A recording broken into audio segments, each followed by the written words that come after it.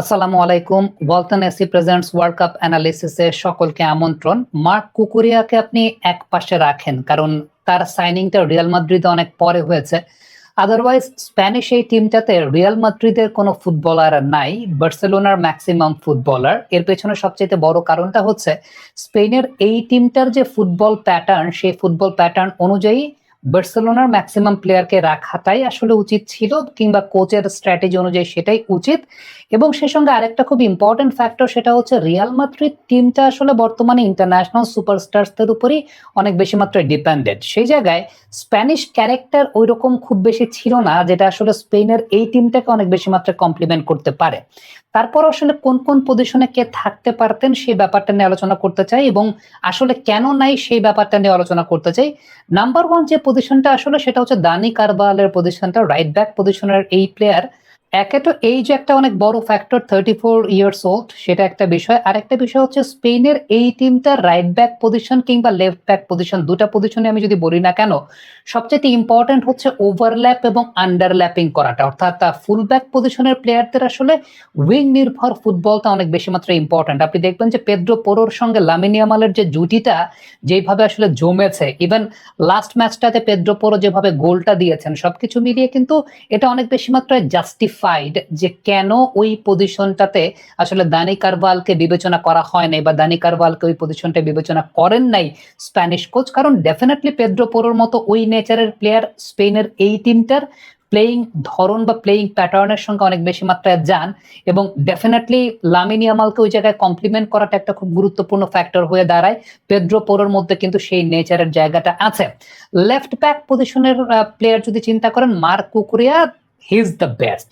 এই টিমটা যদি আপনি চিন্তা করেন অফেন্সিভলি এবং ডিফেন্সিভলি, এই টিমটার সবচাইতে আইকনিক প্লেয়ারটা very much underrated, that is Cucurella. যদিও কুকুরিয়া এখন রিয়াল মাদ্রিদের প্লেয়ার, বাট যখন স্পেনের এই দলটা ঘোষণা করা হয়েছিল he was not a player of Real Madrid. তাকে তখন রিয়াল মাদ্রিদ নেয় নাই, এবং এই টিমটাতে সবচাইতে ইম্পর্টেন্ট রোলটা আসলে তিনি প্লে করে থাকেন। আপনি যদি সেন্টার ব্যাক পজিশনটা চিন্তা করে দেখেন, সেন্টার ব্যাক পজিশনটা লাপোর্তে এবং কুবারসিকে রাখা হয়েছে। সেই জায়গায় রিয়াল মাদ্রিদের আরেকজন ক্যান্ডিডেট থাকতে পারতেন, যিনি হচ্ছেন ডেন হুইটসন।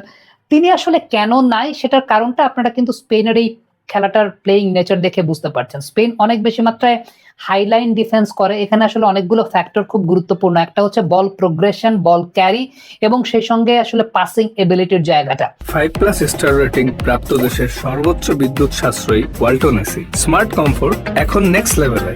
আপনি কুবারসির ব্যাপারটা যদি চিন্তা করে দেখেন, কুবারসি এরিয়ালে খুবই strong, this is number one point.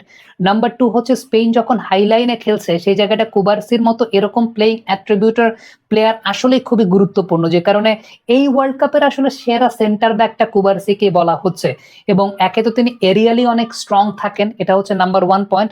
Number two হচ্ছে বল প্রোগ্রেশনটা খুব ভালো করতে পারেন, পাসিং এবিলিটি খুব ভালো। আপনি যদি তার স্ট্যাটিস্টিক্স, পাসিং স্ট্যাটিস্টিক্সটা লক্ষ্য করে দেখেন এবং পাসিং অ্যাকুরেসি লক্ষ্য করে দেখেন, তাহলে কিন্তু ব্যাপারটা অনেক বেশি মাত্রায় ঈর্ষণীয়। অন্যদিকে আপনি যদি ডেন হিউসেনের কথা চিন্তা করে দেখেন, তিনি আসলে অনেক বেশি মাত্রায় ট্রেডিশনাল সেন্টার ব্যাক পজিশনাল বা পজিশনাল সেন্টার ব্যাক পজিশনের জন্যই অনেক বেশি মাত্রায় প্রমিনেন্ট। সো কুবারসির সাথে এই জায়গাটা আসলে তুলনা চলে না। আর লাপোর্তের কথা যদি আমি বলি, লাপোর্তের রোলটা আপনি এই বিশ্বকাপে যদি একটু চিন্তা করে দেখেন, তাহলে স্পেনের এই টিমটার নিউক্লিয়াস যিনি রদ্রির খেলাটা যদি লক্ষ্য করে দেখেন, তাহলে রদ্রি যে কাজটা করেন, দুই সেন্টার ব্যাকের মাঝখানে চলে আসেন যখন তাদের কাছে বল নাই। দুই সেন্টার ব্যাকের মাঝখানে চলে আসেন এবং বল উইন করার পরে এরপরে কিন্তু প্রথম অ্যাটাকটা জেনারেট হয় রদ্রি টু লাপোর্তে। লাপোর্তে কিন্তু বলটাকে নিয়ে প্রোগ্রেস করেন, এবং লাপোর্তের মতো সেই বলটাকে নিয়ে প্রোগ্রেস করার সেই এবিলিটির জায়গাটা আছে দেখেই আলটিমেটলি ওই জায়গাটাতে তিনি পরবর্তী সময়ে মিডফিল্ডের ওই জায়গাটায় অলমো কিংবা ওরিয়াজাবাল যখন নিচের দিকে নেমে আসেন, সেখানে তাদের মধ্যে একটা চমৎকার প্রোগ্রেসিভ প্লে ঘটে, এবং সেই জায়গাটায় এক পাশে এবং লাপোর্তে আসলে উপরে উঠে যাওয়ার জন্য যে বিষয়টা উল্লেখযোগ্য, কুকুরিয়া পুরোপুরি ফাঁকা হয়ে যান। কুকুরিয়ার জায়গাটা আসলে তাকে কেউ মার্ক করতে পারে না, কিংবা কুকুরিয়া একদম পুরো ওপেন একটা স্পেস পেয়ে যান, কারণ লাপোর্তে উপরের দিকে ওঠেন, ইনভার্টেড ওয়েতে তিনি উপরের দিকে উঠেন। সো স্পেনের এই টিমটাতে রিয়াল মাদ্রিদের কোনো প্লেয়ার নাই। তার পেছনে আসলে অন্যতম বড় কারণটা, একে তো রিয়াল মাদ্রিদের স্প্যানিশ ক্যারেক্টারের অভাব রয়েছে, আর অন্যদিকে যেই পজিশনে আসলে স্প্যানিশ ক্যারেক্টার আছে সেই পজিশনে এই টিমটাতে তার চাইতেও বেটার বিকল্প আছে, কিংবা আপনি প্লেইং নেচার দেখে, যেহেতু টিমটা ফাইনাল পর্যন্ত গেছে, আপনি আসলে বলতে বাধ্যই হবেন যে আসলে এই টিমটাতে যেই প্লেয়ার গুলো আছেন সেই প্লেয়ার গুলো ওইভাবে পুরো টিমের প্লেইং নেচারটাকে, প্লেইং প্যাটার্নটাকে কমপ্লিমেন্ট করতে পারেন। Thanks for watching. কমেন্ট বক্সে আপনাদের মন্তব্য, মতামত জানতে চাই, লিখে পাঠাবেন। আপনারা কি মনে করছেন এই ব্যাপারটা নিয়ে, যে স্পেনের ফুটবল ইতিহাসে এই প্রথম, আমি যতদিন অন্তত দেখেছি, এই প্রথম রিয়াল মাদ্রিদের কোনো প্লেয়ার ছাড়া স্পেনের কোনো একটা টিম দেখেছি। ইভেন আপনি যদি 2010 বিশ্বকাপের স্পেন টিমটাও চিন্তা করে দেখেন, সেই টিমটাতে সার্জিও রামোস ছিলেন, জাবি আলোনসো ছিলেন, ইকার ক্যাসিয়াস ছিলেন, যারা রিয়াল মাদ্রিদে খেলতেন। আর বাদ বাকি পুরো বিষয়টা তো বার্সেলোনার মতো করেই সাজানো ছিল, that was a different thing.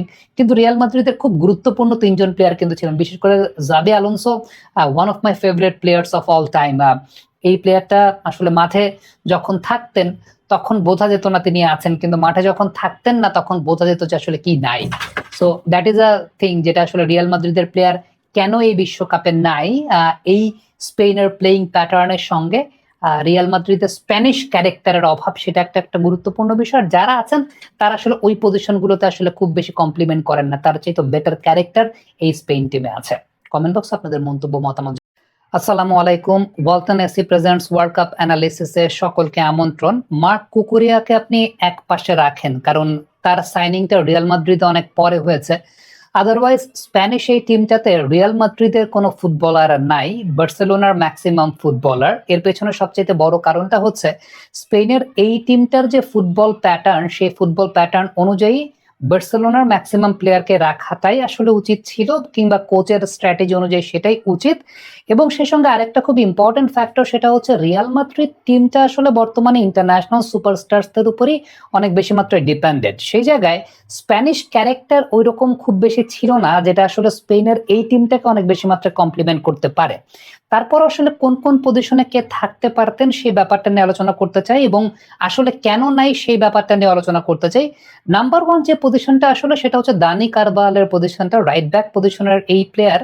একে তো এই যে একটা অনেক বড় ফ্যাক্টর, 34 ইয়ার্স ওল্ড, সেটা একটা বিষয়। আর একটা বিষয় হচ্ছে স্পেনের এই টিমটার রাইট ব্যাক পজিশন কিংবা লেফট ব্যাক পজিশন, দুটা পজিশনে আমি যদি বলি না কেন, সবচেয়ে ইম্পর্টেন্ট হচ্ছে ওভারল্যাপ এবং আন্ডারল্যাপিং করাটা। অর্থাৎ ফুল ব্যাক পজিশনের প্লেয়ারদের আসলে উইং নির্ভর ফুটবলটা অনেক বেশি মাত্রায় ইম্পর্টেন্ট। আপনি দেখবেন যে পেদ্রো পোরোর সঙ্গে লামিন ইয়ামালের যে জুটিটা যেভাবে আসলে জমেছে, ইভেন লাস্ট ম্যাচটাতে পেদ্রো পোরো যেভাবে গোলটা দিয়েছেন, সবকিছু মিলিয়ে কিন্তু এটা অনেক বেশি মাত্রায় জাস্টিফাইড যে কেন ওই পজিশনটাতে আসলে দানি কারভালকে বিবেচনা করা হয় নাই, বা দানি কারভালকে ওই পজিশনটা বিবেচনা করেন নাই স্প্যানিশ কোচ। কারণ ডেফিনেটলি পেদ্রো পোরোর মতো ওই নেচারের প্লেয়ার স্পেনের এই টিমটার প্লেইং ধরন বা প্লেইং প্যাটার্নের সঙ্গে অনেক বেশি মাত্রায় যান, এবং ডেফিনেটলি লামিন ইয়ামালকে ওই জায়গায় কমপ্লিমেন্ট করাটা একটা খুব গুরুত্বপূর্ণ ফ্যাক্টর হয়ে দাঁড়ায়।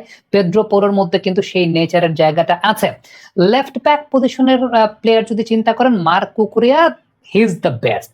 এই টিমটা যদি আপনি চিন্তা করেন অফেন্সিভলি এবং ডিফেন্সিভলি, এই টিমটার সবচাইতে আইকনিক প্লেয়ারটা very much underrated, that is Cucurella. যদিও কুকুরিয়া এখন রিয়াল মাদ্রিদের প্লেয়ার, বাট যখন স্পেনের এই দলটা ঘোষণা করা হয়েছিল, he was not a player of Real Madrid, তাকে তখন রিয়াল মাদ্রিদ নেয় নাই, এবং এই টিমটাতে সবচেয়ে ইম্পর্টেন্ট রোলটা আসলে তিনি প্লে করে থাকেন। আপনি যদি সেন্টার ব্যাক পজিশনটা চিন্তা করে দেখেন, সেন্টার ব্যাক পজিশনটা লাপোর্তে এবং কুবারসিকে রাখা হয়েছে। সেই জায়গায় রিয়াল মাদ্রিদের আরেকজন ক্যান্ডিডেট থাকতে পারতেন, যিনি হচ্ছেন ডেন হুইটসন। তিনি আসলে কেন নাই সেটার কারণটা আপনারা কিন্তু স্পেনের এই খেলাটার প্লেইং নেচার দেখে বুঝতে পারছেন। স্পেন অনেক বেশি মাত্রায় হাইলাইন ডিফেন্স করে। এখানে আসলে অনেকগুলো ফ্যাক্টর খুব গুরুত্বপূর্ণ। একটা হচ্ছে বল প্রোগ্রেশন, বল ক্যারি, এবং সেই সঙ্গে আসলে পাসিং এবিলিটির জায়গাটা। 5+ স্টার রেটিং প্রাপ্ত দেশের সর্বোচ্চ বিদ্যুৎ সাশ্রয়ী ওয়ালটন এসি। স্মার্ট কমফোর্ট এখন নেক্সট লেভেলে। আপনি কুবারসির ব্যাপারটা যদি চিন্তা করে দেখেন, কুবারসি এরিয়ালে খুবই strong, this is number 1 point. Number 2 হচ্ছে স্পেন যখন হাইলাইনে খেলছে সেই জায়গাটা কুবারসির মতো এরকম প্লেইং অ্যাট্রিবিউটার প্লেয়ার আসলে খুবই গুরুত্বপূর্ণ, যে কারণে এই ওয়ার্ল্ড কাপের আসলে সেরা সেন্টার ব্যাকটা কুবারসিকে বলা হচ্ছে। এবং একে তো তিনি এরিয়ালি অনেক স্ট্রং থাকেন, এটা হচ্ছে নাম্বার 1 পয়েন্ট। নাম্বার 2 হচ্ছে বল প্রোগ্রেশনটা খুব ভালো করতে পারেন, পাসিং এবিলিটি খুব ভালো। আপনি যদি তার স্ট্যাটিস্টিক্স, পাসিং স্ট্যাটিস্টিক্সটা লক্ষ্য করে দেখেন এবং পাসিং অ্যাকুরেসি লক্ষ্য করে দেখেন, তাহলে কিন্তু ব্যাপারটা অনেক বেশি মাত্রায় ঈর্ষণীয়। অন্যদিকে আপনি যদি ডেন হিউসেনের কথা চিন্তা করে দেখেন, তিনি আসলে অনেক বেশি মাত্রায় ট্র্যাডিশনাল সেন্টার ব্যাক পজিশনাল বা পজিশনাল সেন্টার ব্যাক পজিশনের জন্যই অনেক বেশি মাত্রায় প্রমিনেন্ট। সো কুবার্সির সাথে এই জায়গাটা আসলে তুলনা চলে না। আর লাপোর্তের কথা যদি আমি বলি, লাপোর্তের রোলটা আপনি এই বিশ্বকাপে যদি একটু চিন্তা করে দেখেন, তাহলে স্পেনের এই টিমটার নিউক্লিয়াস যিনি রদ্রির খেলাটা যদি লক্ষ্য করে দেখেন, তাহলে রদ্রি যে কাজটা করেন, দুই সেন্টার ব্যাকের মাঝখানে চলে আসেন যখন তাদের কাছে বল নাই, দুই সেন্টার ব্যাকের মাঝখানে চলে আসেন এবং বল উইন করার পরে এরপরে কিন্তু প্রথম অ্যাটাকটা জেনারেট হয় রদ্রি টু লাপোর্তে কিন্তু বলটাকে নিয়ে প্রোগ্রেস করেন এবং লাপোর্তের মতো সেই বলটাকে নিয়ে প্রোগ্রেস করার সেই এবিলিটির জায়গাটা আছে দেখেই আলটিমেটলি ওই জায়গাটাতে তিনি পরবর্তী সময়ে মিডফিল্ডের ওই জায়গাটায় অলমো কিংবা ওরিয়াজাবাল যখন নিচের দিকে নেমে আসেন, সেখানে তাদের মধ্যে একটা চমৎকার প্রোগ্রেসিভ প্লে ঘটে এবং সেই জায়গাটায় একপাশে এবং লাপোর্তে আসলে উপরে উঠে যাওয়ার জন্য যে বিষয়টা উল্লেখযোগ্য, কুকুরিয়া পুরোপুরি ফাঁকা হয়ে যান। কুকুরিয়ার জায়গাটা আসলে তাকে কেউ মার্ক করতে পারে না কিংবা কুকুরিয়া একদম পুরো ওপেন একটা স্পেস পেয়ে যান, কারণ লাপোর্তে উপরের দিকে ওঠেন, ইনভার্টেড ওয়েতে তিনি উপরের দিকে উঠেন। সো স্পেনের এই টিমটাতে রিয়াল মাদ্রিদের কোনো প্লেয়ার নাই।